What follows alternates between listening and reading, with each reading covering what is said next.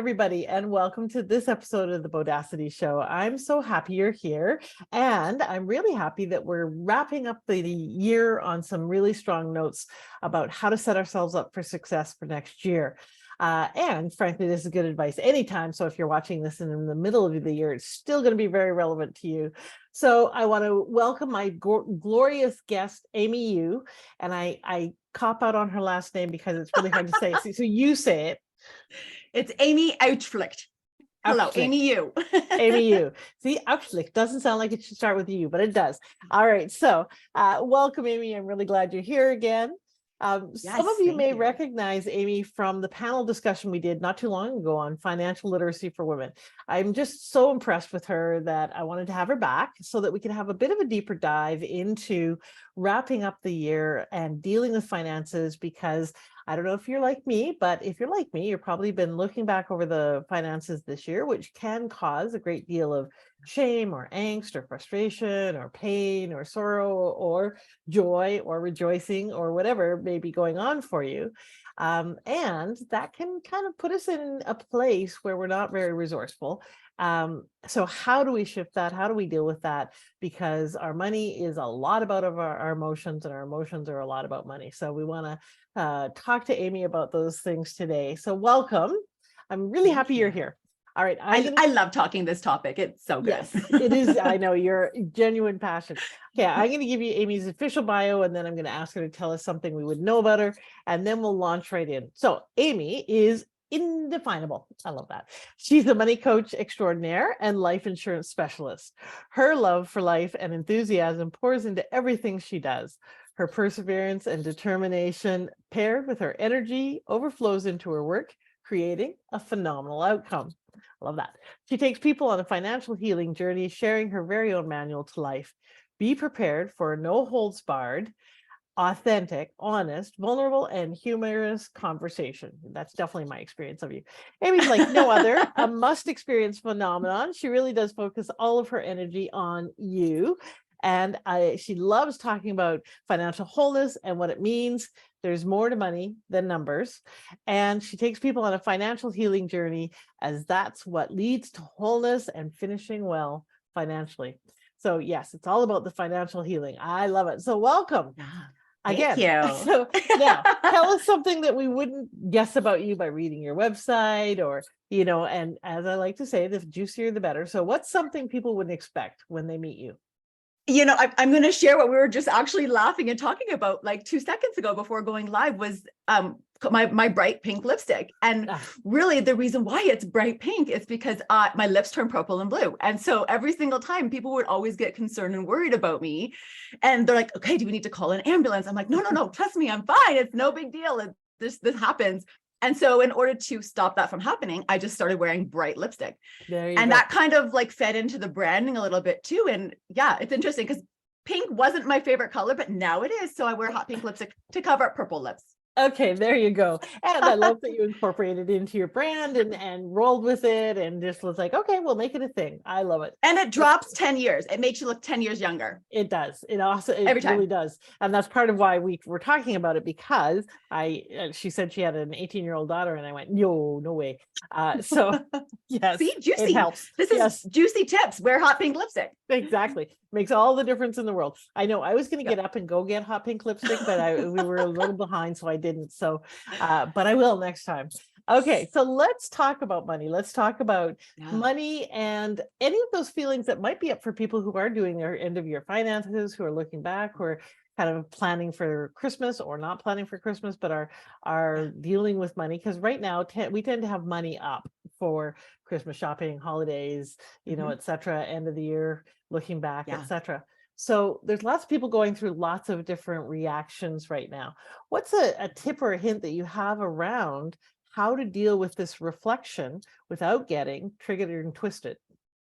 Well, so many of us actually fall into that, money avoidance because we have anxiety or fear, guilt. Guilt is a big one with money.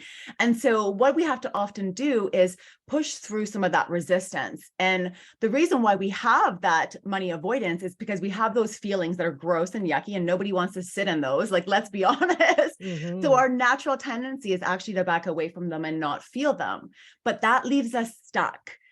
So we really need to reflect and notice that that's what our behavior or pattern is doing, is that we're avoiding the situation, and we need to press through and understand. So often when we have some of these feelings, they're misplaced. I get mom guilt a lot, right? With money, with kids, with gifts, with Christmas, lots of different things. Being a single mom raising 3 kids isn't an easy task. And financial pressure is big, and the fear. And so often I'll feel mom guilt and I'll give my kids something, or I'll feel the pressure of saying yes to something, perhaps when I should be saying no, because it's not in my best financial interest. And then I have to unpack some of that guilt, right? That mom guilt that so many of us get. And that mom guilt is actually misplaced guilt, because guilt is when we're doing something against our morals, against our values, it's something wrong.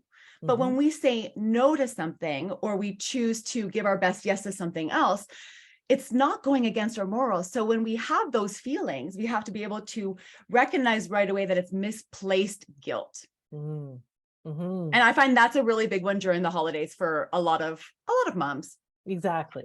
Well, Yeah. okay. So realizing that it may be not guilt, that we might be labeling it wrong, and can kind of minimize it in terms of, okay, well, maybe I don't have to feel guilty, but there's still kind of that angst or anxiety about can't do, want to do, should do, don't want to do, etc. What are some ways to think about our money that puts us in a more resourceful place around making decisions, like especially now at the holidays? What's a good way to think about money to be able to make more grounded decisions? I think a lot of it has to come down to, we need to recognize that our emotions are in the driver's seat to a lot of our financial decisions. And so we have to take a pause. There's so much power in a pause. And I love just that phrase alone, power in a pause. If we can pause and reflect on, what is the emotion that I'm feeling? How am I reacting? Right? What's causing me to, act this way or feel this feeling? Is it truth? Right? So we're going to rebuke the lie that it is. We're going to reframe it, and then we are able to reposition ourselves. I know in that one episode we did the 5 R's, right? So we're recognizing an emotion, we're reflecting on where it came from, right? What's behind it? What's the story that we're telling ourselves? And then rebuke it. Is it truth? Likely it's not truth. And so we really do need to put intention to rebuking it and reframing it to empower us. Because the minute we reframe it, instead of the I don't, or I can't, or I don't have, or I wish I had this, we reframe it, we're able to reposition ourselves for a different abundant future. Yes, absolutely. And sometimes the shift can be as small as going from I can't to I choose not to. Yeah. Right? Or I get to, right? I have to do this, but I get to do this. Just that simple word change can change the whole trajectory of the emotion itself. Yeah, exactly. Right. And it turns into like an empowering statement. So let's talk a little bit about money and shame, because that's something that I actually just recently went through for the very first time, which was very interesting. Because I tend not to do shame or regret. In fact, I haven't experienced shame until very recently. And it was quite an interesting, like, oh, this is what people are talking about. This really is hard. And it was really sucked. And I also tend not to do regret very much. Like, I have 2 rules: don't do anything you're going to regret, don't regret anything you've done, meaning learn from it and fix it.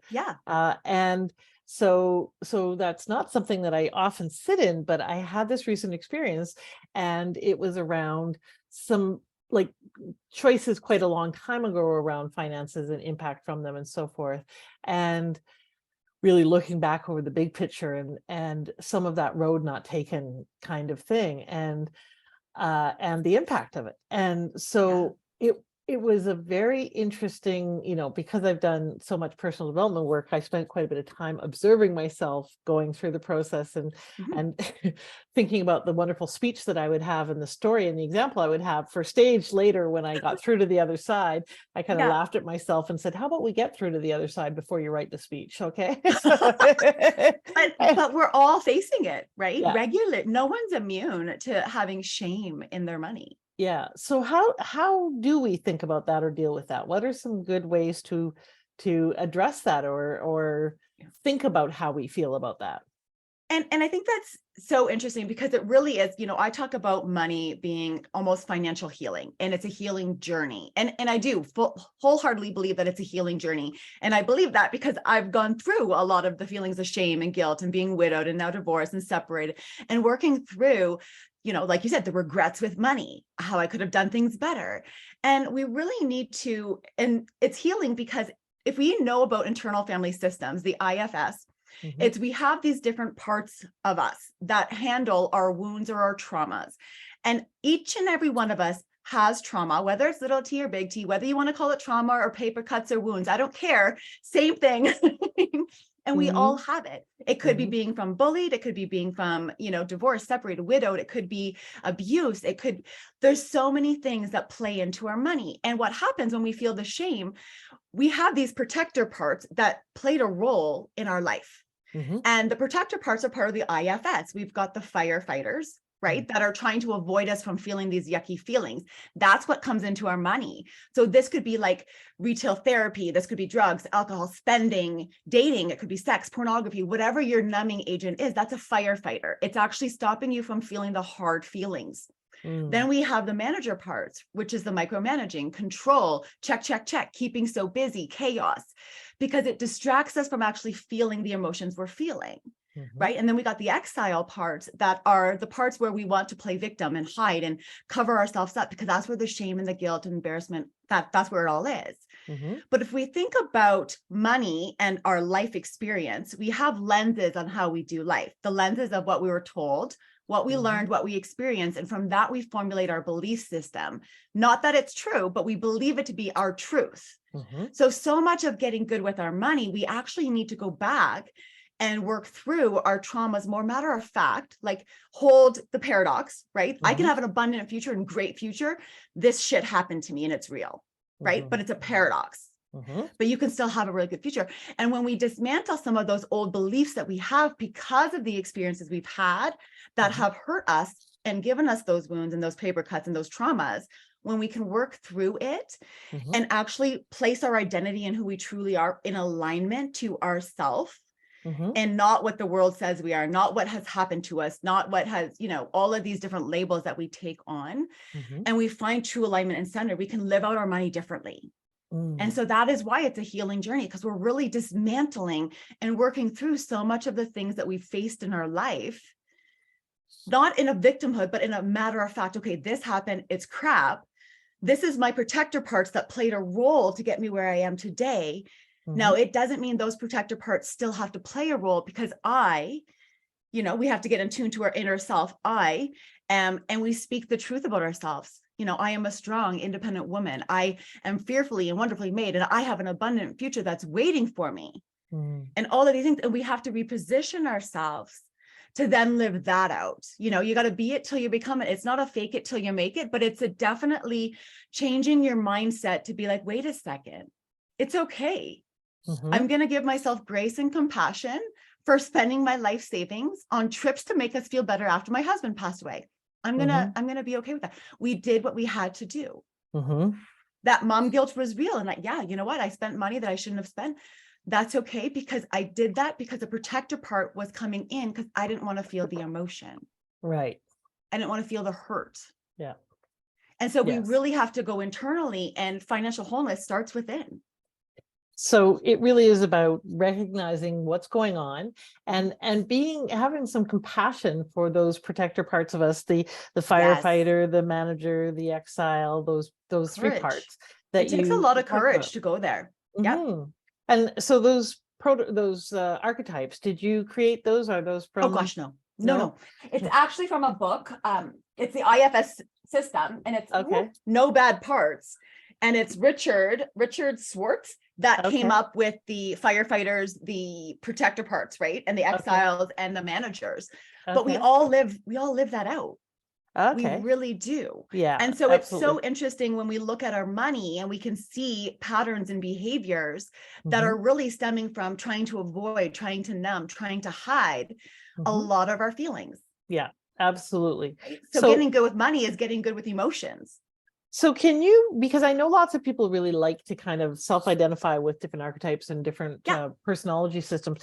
Can you recap again the qualities, but also what is the way that that protector type can be more like more balanced, more helpful? Like, what is the positive side of that we can call on, right? So what So is a lot the of having reaction that, and what is the a lot of it is we have to have compassion for that part that played a role, Mhm, and give ourselves that grace that we didn't know what we didn't know, and we mhm, did the best that we could in that spot, right? So, and that's honestly, like, we can call them inner children's, inner personalities, inner parts, whatever you want to call them. We come mhm, up and we act a certain way, and so reflecting on why it came up and being like, okay, I see you, I recognize mhm, that you're showing up. Thank you for trying to protect me from this feeling of shame regarding how I've done money in my past. mhm. But I no longer am going to hold that shame. I'm going to hold curiosity and possibility as to what is going to happen next. Right. So Right. if And so it's a lot of those C's: courage, compassion, connection. It helps. Right. And all of a sudden, curiosity is the antidote to judgment. We right. cannot be judgmental of ourselves or others if we're in curiosity. Mhm.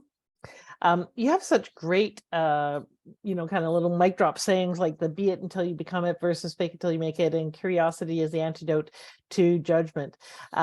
Really practical and also very nice, like They're easy fast. things to remember. They're Um, snappy. yes, great drop the mic comments. So just to see if I understand and recap, because what I would like to do and encourage people to do is see if you can identify what your primary protector type is, so that you can be aware of it when it comes up, when it pops up, because it's often quite unconscious, or it can be quite unconscious. It just It feels like a is. default go-to.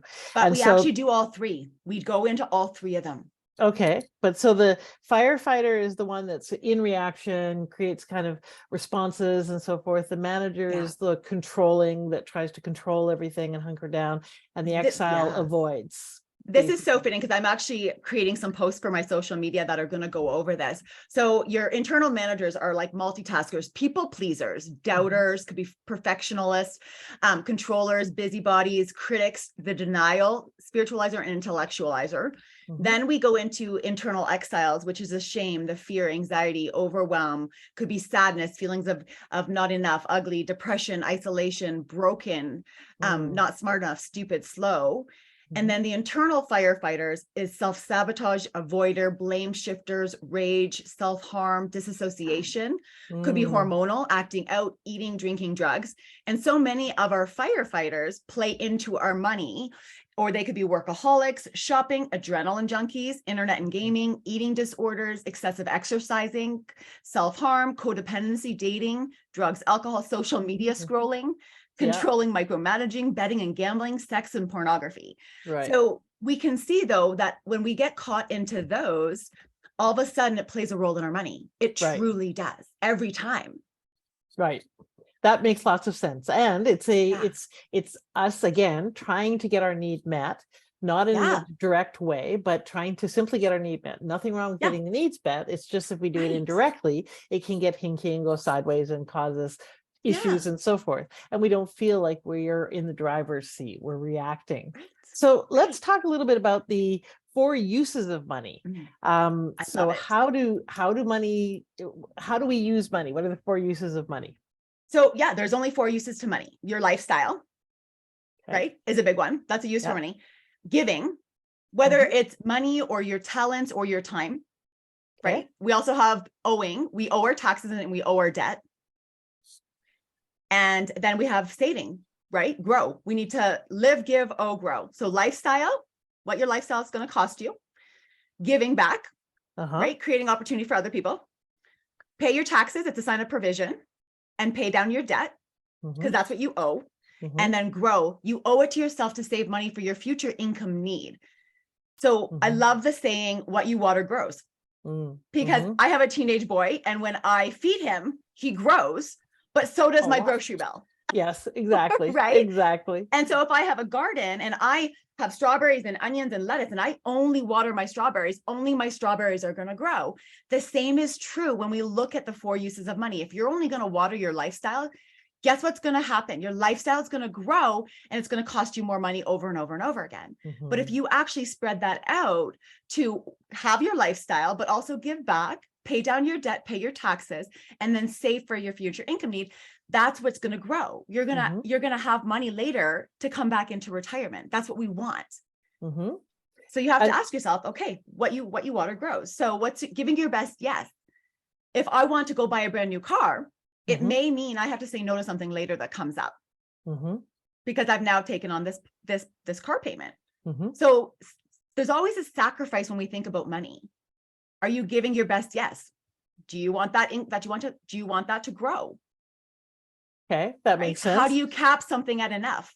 We need to start learning to live off of, okay, you know what? I can live off of this. And then I can create opportunity for others. I can save for my future. I can perhaps save for, a business venture later. Who knows? When we actually allocate money properly within those, it gives us more opportunity later. But we have to be able to say no now to have the opportunity to say yes later. Absolutely. Well, and so really kind of looking at it from that perspective of the 4 quadrants, if I want to buy a new car, for example, well, then my lifestyle will increase, but so will my O. And perhaps my grow will decrease because I might take money out of savings, right? And so that has an opportunity and an impact cost and so forth. So making that decision from that perspective, but seeing which ones are going up and which ones are going down. And it's a dominoes effect, right? Every decision you make financially has a ripple effect. And if we're moms and we have kids, I have teenagers that are watching me all the time, right? And so we need to be aware of, if we want to change, if we want to see a change in the world and we want our kids to do better with money, we have to first lead the way. Yes. Yeah. That's our job as moms. We need to lead the way as leaders too, show that this is what it looks like. Yes. This is what's healthy to have a relationship with money. This is what financial wholeness is. This is what healing looks like in our finances. And talk about money. People are so scared to talk about money. Just talk about damn money. I was going to say, there's so much stuff about not talking about money, and that makes us really bad with money by and large in our society. It does. Right? So I know I can hear some people in the audience saying, so then to have balance in those 4 quadrants, do I put 25% in each? Do I, put if I have, a paycheck, do I divide it 25% between each quadrant? So I'm pretty sure I know what your answer is going to be, but what would you say to people who say that? Everybody's scenario is different, right? Everybody's scenario is very different, and it all depends on their goals. This is where having a money roadmap is key to having financial success. You're not going to drive across Canada without a roadmap of how to get there and a couple of plans just in case, right? So the same thing is true. If you want to reach your retirement, we'll have a roadmap, have a money roadmap on how to get there. And understand that that's your roadmap and that there may be detours. There may be setbacks, and you have to have an alternative route or certain things put in place to pivot, to prosper. That's with anything, right? So and this is what sets us up for success in 2023 is that we're going to know our numbers, right? We're going to reflect on our emotions, and we're going to dismantle old beliefs. We're going to have a money roadmap as to where we want to go, because it's reverse engineering. If we know where we want to go, we can set the path. Yep, that makes lots of sense. We work on our emotional intelligence, and we know the 4 uses of money, and what you water grows. Yes, I love that. It's so simple and very profound and very deep, and it's all in the application, right? That's the thing, because we just don't often do what we know. So it's true. Is the money quadrants the same thing as the live, give, grow? Is that the same thing? No, they're very different. And so I'm raising 3 teenagers. So I have the 4 uses to money, which is the live, give, grow, right? But the money quadrant is a way to check in with your emotions and ask yourself, is this an I love, and I like, and I want, or an I need? And I teach my kids to really do this. And we do it with all things. We do it with our money. My kids are doing it with picking partners and dating and school and jobs and careers. So the quadrant is I love. That means it is going to bring joy over like a year, and it's going to bring joy to multiple people. Okay. Myself and other people. That's an I love. And I like is it's going to bring me joy, but maybe only for 6 months. It's an I like, right? It's temporary. And I need is a necessity. We all know what our necessities are, right? Food, shelter, things like that. Those are necessities. And I want This is where we really need to be very cautious, because whenever we feel the I want, it's an instant gratification. It's often numbing. It's going to be remorseful later. You're buying it because you're trying to fill something. And it's oftentimes a void or emotion that's happening. And so when we break it into those money quadrants, and I like, I love, I need, or I want, we can sit back and ask ourselves, okay, is there an emotion? So when my kids come to me and they're like, Mom, I really want to buy, that squat rack, or I really want to buy this balance beam. It's like, did you put it into your quadrant? Where does that fit? And ask yourself, is there an emotion that's driving the behavior? Did something happen at school today? Or did something happen in life today? Am I feeling not enough somewhere that I feel like I need to go and do this or buy this? Right. And so many of us have our identities tied up to our jobs, our titles, our incomes, who we're married to, who our family is. Mine was tied into, oh, I was an active mom. I wasn't a sideline mom. I was in the game with the kids all the time. And all of a sudden, when our identity is misplaced into those things, those material item things, all of a sudden, when things go bad, we shatter. Because we put our identity in other things, not into true alignment of who we really are with our core attributes, right? Instead, we've put them out, oh, I'm a 6-figure income woman, I'm a corporate woman, or, I'm a stay-at-home mom, or I'm the best wife ever, and I'm the best mom. I've had my identity in all, and honestly, all of those, and truly does. And the minute something happens, it shatters. And then we women are rebuilding ourselves from the ground up, being like, where the hell did I go? How did I lose myself? It's because we put our identity in material things. Yep. And fleeting things. In a role or a description or a, absolutely true. And often tied to approval from others. So we lose our sense of what we approve of, what we want. So coming back to the want for a moment, because a lot of this is an area that's going to be a lot of challenge for a lot of people, because some people, and myself included, really advocate creating more pleasure in our life, giving ourselves more pleasure and joy, self-care, etc., which can come in the category of joy or even I like. But how do we differentiate? What's the feeling that's associated with the ungrounded I want and the grounded I want, and therefore I'm going to have, right? There's a desire that is coming often from scarcity or something else. And then there's the desire that, yes, because the other side of that is women don't often give themselves permission to have what they want, to have a nice new dress, or to have, the best pair of shoes. They'll skimp or they'll do whatever. So how do we balance that out as well? Because there's a downside to denying the I wants. Well, and it's true too, and then when we do get it, we have that remorse or that guilt that, oh my goodness, okay, I bought myself a new pair of shoes when I could have done this with the money instead. And I think we really need to put it into perspective. Can I afford it? For one, right? Because if you can't afford it, don't do it. Don't put yourself in a financial, hardship because you've now indulged in something that's going to then put more stress on you. And that's what we need to be aware of. Sometimes when we make these decisions to, buy that dress or buy that pair of shoes or do this for me, I'm going to buy that car because I've never had a car just for me, and I'm going to go buy that car. Sometimes we can put more stress and more financial strain on us and make us go more into that scarcity mindset, because now we're fearful. Now we're scared. Like, okay, now what if something happens? Now all of a sudden I don't have that emergency fund anymore, what have you. So we have to be very aware of our numbers financially. Where are we sitting? Can we afford to do it? But what's the emotion that's underneath it? Is that new dress, am I buying it because it's going to bring me pleasure? Or am I buying it because I want to get noticed? Or am I buying it because another person has it? Am I buying, do you know what I mean? Like, what is the real why behind the purchase? You taught me about that pleasure principle, and oh my goodness, like I have realized that finding pleasure in simple things actually costs nothing. Like sitting there smelling my coffee before I drink it.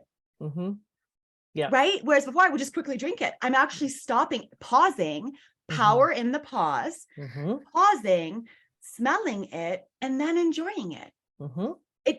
Things don't need to cost us money. We could pull out something from our closet or even Value Village or Salvation Army, and it can be new to us and make us feel all sexy and sweet in it. Like we don't need to have a $6,000, dress or, $300 pair of shoes to feel good.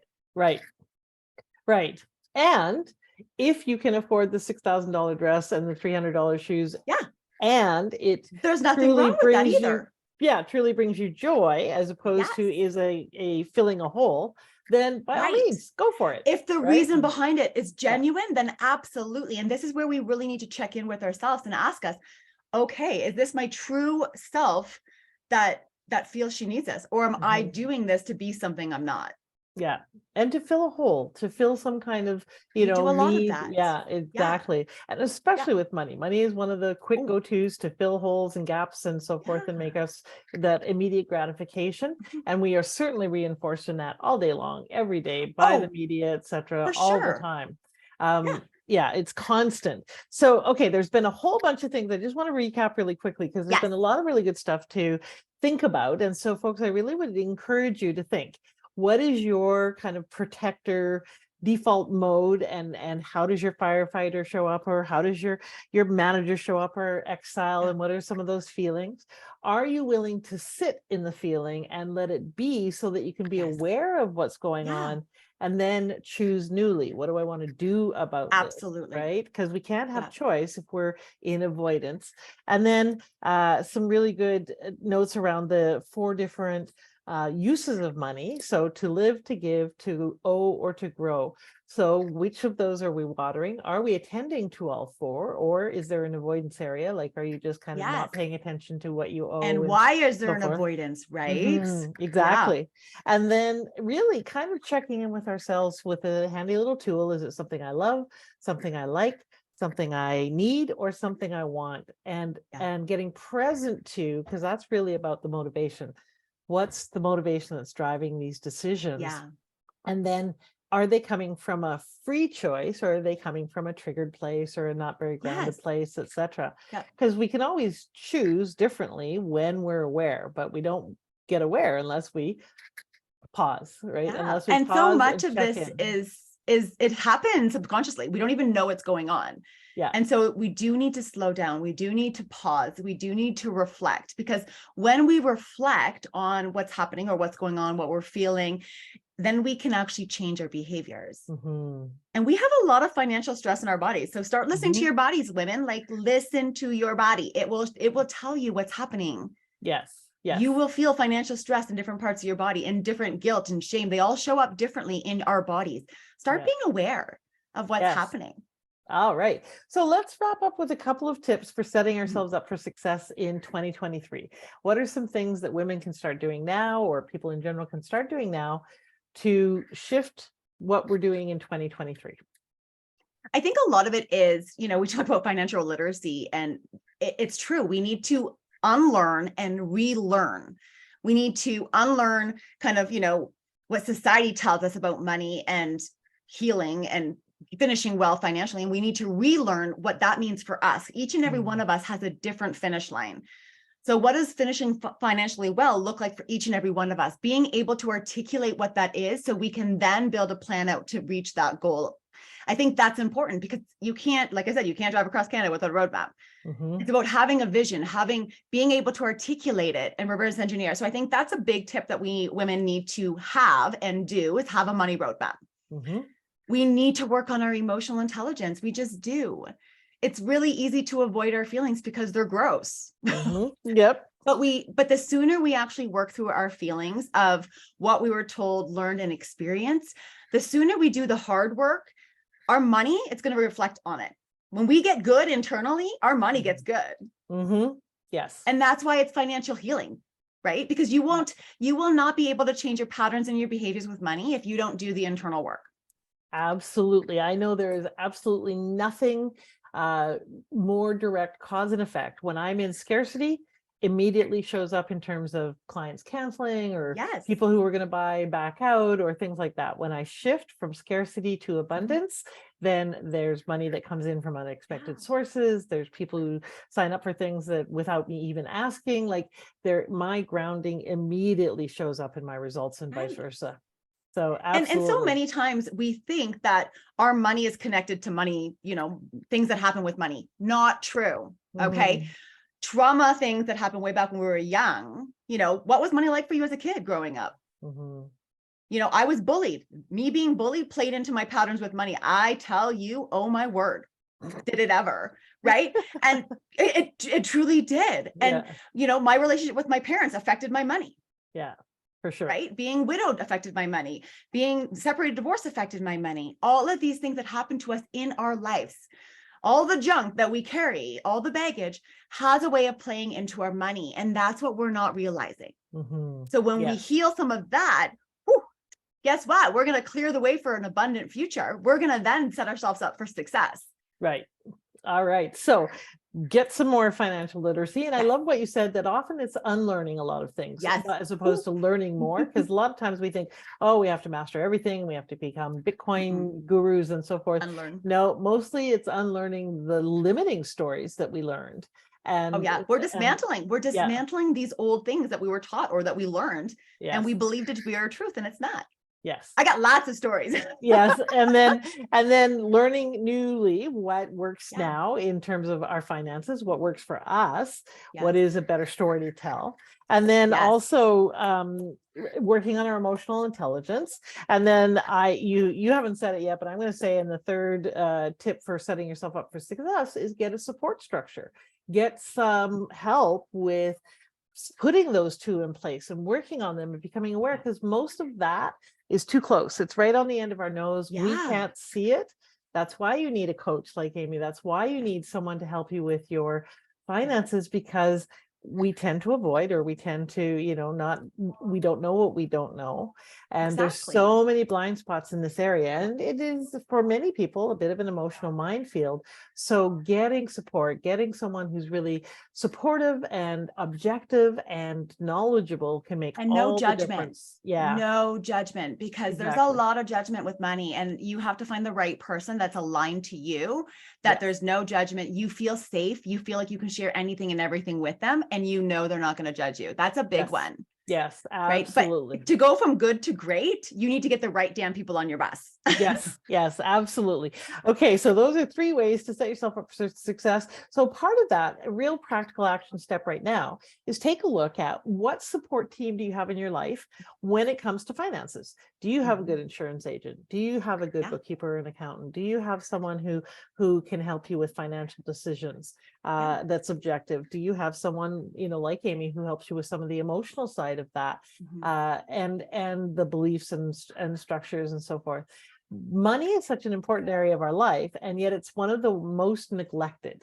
We aspire after it, we work really hard for it, but we don't actually address the underlying causes to why we either don't bring it in, or it doesn't stick, we don't keep it, or we have all sorts of stuff about it in terms of how we use it. So I think this is great information, Amie. Thank you so much for this again. And tell people where they can find out more about you, and tell them about your generous offer. Absolutely. So we need to be aware that financial health actually affects our mental health. Just a last little tip. So you can find me on social media, Sharing the Manual on LinkedIn, or Amie U on LinkedIn, or Sharing the Manual on Instagram. My website is sharingthemanual.ca. And I am offering all you wonderful listeners a 60-minute money coaching session with myself, where we can dive into a little bit deeper about your money story and perhaps some of the patterns and behaviors that you have lived out because of your money story. And that way we can reposition you for 2023. Yes, that's brilliant. It's a great gift. And 60 minutes, as you can see with Amie, is going to be full of tons of value and lots of realizations. And so I highly recommend that you take her up on that.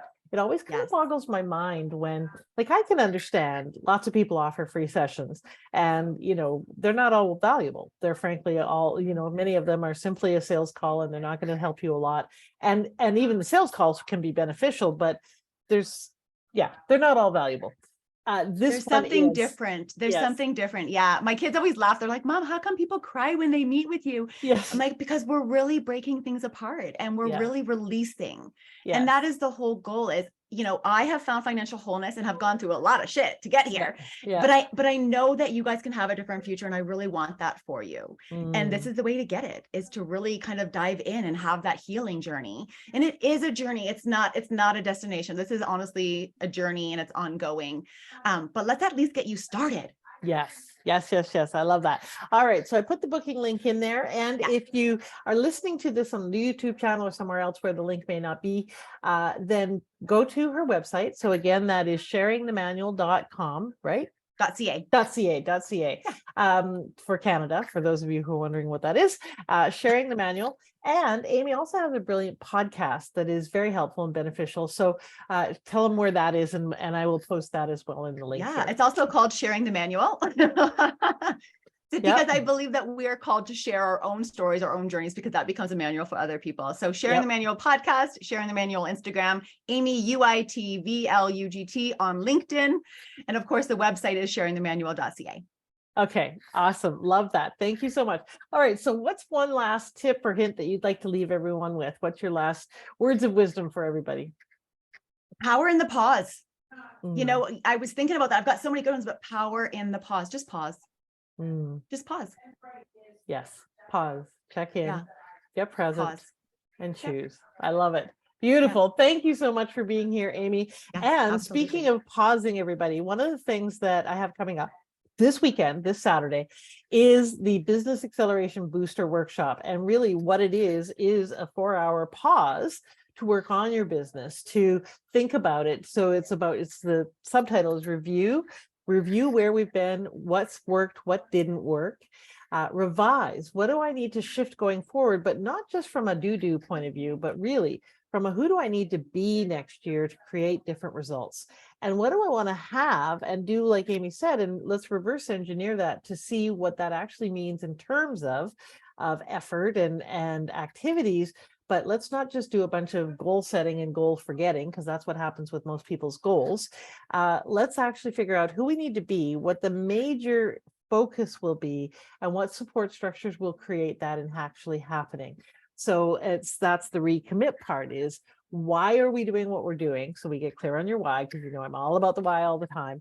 And then how do we be so that we can live into that more fully, live into our purpose, express that in a way that's sustainable and manageable, so that we can profit ourselves and others. So it's a strategic planning session with a difference. It's a 4-hour free hands-on workshop where you get to come work on your business, your planning for 2023, reviewing 2022, and really creating a tangible plan of approach for how you're going to make a difference to you and to your money and to other people this upcoming year. And so please join me for free. You can register at bodacity.ca /acceleration, as it's all about accelerating your business. So bodacity.ca acceleration, please do join us. I do that quarterly to support you in planning. This one is an annual review and setup, but the rest are the next 90 days.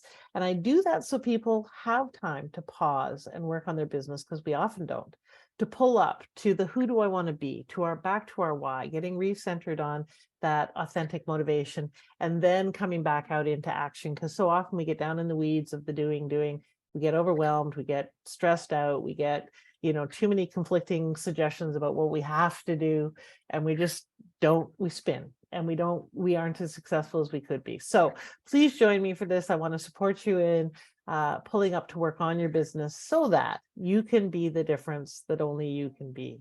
That's what this is all about. So thank you for being here, my friends. Thank you, Amie, for being here and sharing your beautiful passion. I didn't talk about your why, but I suspect people get that your passion and your purpose and how deep it is. So thank you for being here and for all your great frameworks. You have a brilliant way of making things easy and understandable for people. So I really appreciate that. So thanks for being here, and have a wonderful, bodacious week, everybody. Bye for now. Awesome. Bye.